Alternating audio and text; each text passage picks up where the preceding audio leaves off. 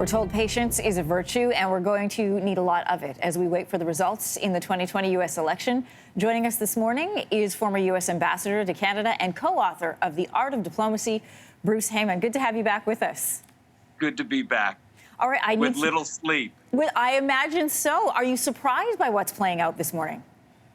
You know, I'm much more optimistic this morning than I was in my, what I say go to sleep, but I really just took a nap, I guess, for a short period of time. But, you know, I think this is going to play out okay. But, you know, we have a lot of learning to do from this election and the last one.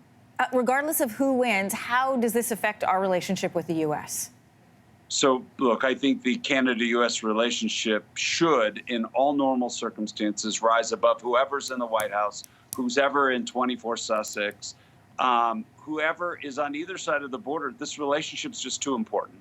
And so I've said that for a long time. That being said, Donald Trump somehow has an issue here with relationships, personally, business, and also while he's in government. And he doesn't seem to, you know, have this great relationship with our historic allies, Canada being at the top of the list. So his language, his style, his approach is unique, to say the least.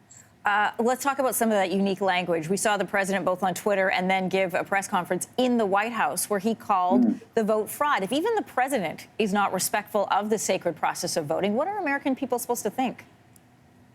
Well, that's the challenge. That's the fear I've had all along, is this man is a threat to democracy, the rule of law, the rule of norms and values that we've created over a long period of time. But we are clearly a country divided, and we clearly have to understand that. And I think 2016 and now 2020, the country is almost equally divided. And Donald Trump won by 77,000 votes in 3 states, the Electoral College in 2016. I believe Joe Biden is a likely winner when all the votes are counted. And it may be a narrow margin just like that as well. What I find interesting is that the country seems to be divided about what they're divided about.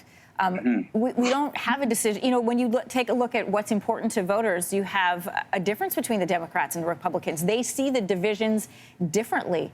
How do we manage that going forward in these next 4 years?